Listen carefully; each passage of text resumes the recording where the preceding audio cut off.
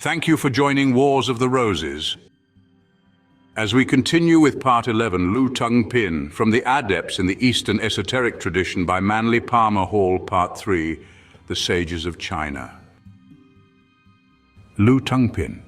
Among the intelligentsia who forsook the glories and honors of this world in the quest of the secret wisdom was Lu Tung-pin, a man of good family and a scholar who passed the great examinations of the state with the highest rank. In the case of Lu, biographers are more generous and explicit. It is noted that he was born in Kiangsi, AD 798. His illustrious grandfather had been president of the Ministry of Ceremony, and his honorable father was Prefect of Hai Chou. The character of Lu is distinguished by a curious couplet of possibly related details, which states that he was 5 feet 2 inches tall and at 20 years of age was still unmarried. Perhaps due to these circumstances, he decided to travel. Near his 20th year, he made a journey to Lushan in the Kiangsi province, where he had a wonderful meeting with a fire dragon, from whom he secured a magic sword. With this weapon, he performed many amazing exploits, and it enabled him to hide in heaven when difficulties upon the earth became too great. From left to right, the immortals, Lu Tung-pin, Chung Li Chuan, Ho Xianku, and Chang Kuo, from Dorés, Recherches sur les superstitions en Chine. The legend seems to intimate that Lu either studied with some adept teacher, whose identity is concealed under the dragon, or was initiated into a mystical secret society making use of the dragon symbolism. Like others of his kind, Lu became a recluse, taking up residence on the side of the Stork Peak in the mountains of Lu.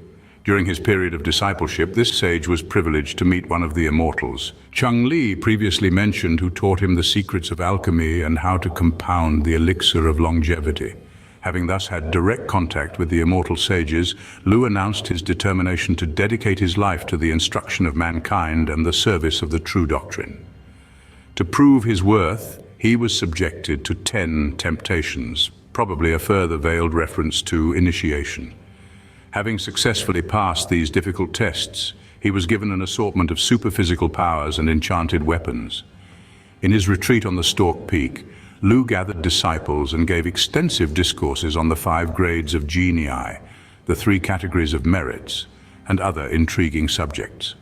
There are also reports that, like a knight of the European age of chivalry, he journeyed about destroying ogres and monsters, championing the helpless and performing all manner of good and wonderful deeds.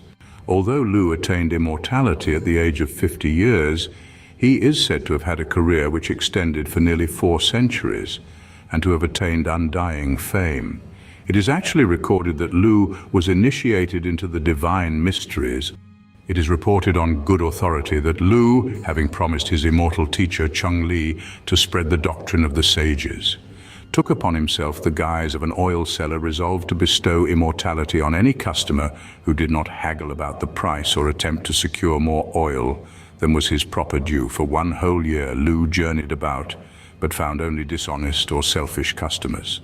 The one exception was an old lady who was satisfied with the share to which she was entitled. Lu was so impressed that he went to her house and, seeing a well in the courtyard, dropped a few grains of magic rice into the water. It was miraculously changed into wine, from the sale of which the lady became wealthy.